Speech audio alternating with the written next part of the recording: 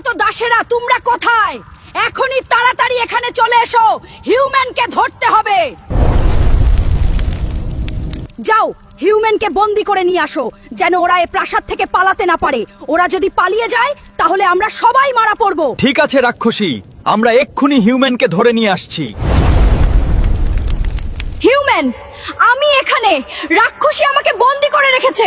তুমি এখান থেকে চলে যাও, আমার কথা ভেবো না। রাজকন্যা, আমি তোমার কাছে আসবো কিভাবে?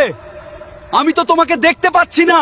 তোমার কাছে যে তরবারি আছে তা দিয়ে দেয়ালে আঘাত করো, দেখবে রাস্তা পেয়ে যাবে।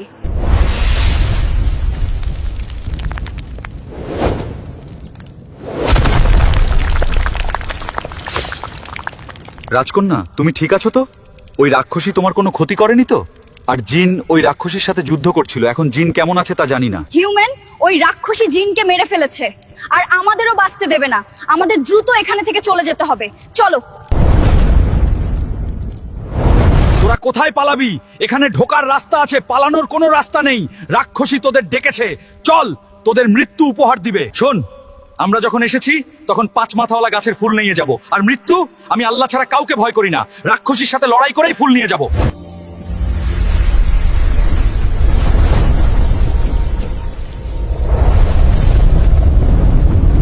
তোরা কি ভেবেছিলি এখান থেকে পালিয়ে বাঁচতে পারবি? কখনো না। এখন তোদের অবস্থাও হবে জিনের মতো।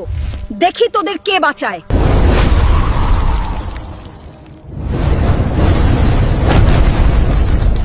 আমি বাঁচাবো তোর হাত থেকে হিউম্যান আর রাজকন্যাকে। আমি থাকতে কোনো দিনও তুই হিউম্যান আর রাজকন্যার ক্ষতি করতে পারবি না। কি, তুই মরিসনি? তোকে তো আমি নিজের হাতে মেরে ফেলেছিলাম, তাহলে তুই বাঁচলি কেমনে? তুই ভাবলি তোর মতো শয়তানের হাতে আমার মৃত্যু হবে? আমি তখন অদৃশ্য হয়ে নিজেকে বাঁচিয়ে নিয়েছিলাম, আর আমি তোর থেকে কম শক্তিশালী না। আগে হয়তো তুই কোনো মতে বেঁচে গেছিস, কিন্তু এখন আর তুই আমার হাত থেকে বাঁচতে পারবি না। এখন তোকে আমি একেবারে শেষ করে দিব।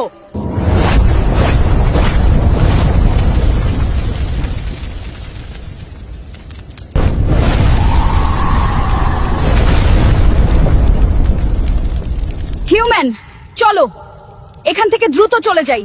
আমাদের জন্য সামনে আরো বড় বিপদ অপেক্ষা করছে। আমরা তো ভেবেছিলাম তুমি মারা গেছো জিন। এখন আমরা কোথায় যাব? কিছুই তো জানি না। আমার সাথে চলো, সামনে এগোতে থাকলে নিশ্চয়ই কোনো পথ খুঁজে পাবো।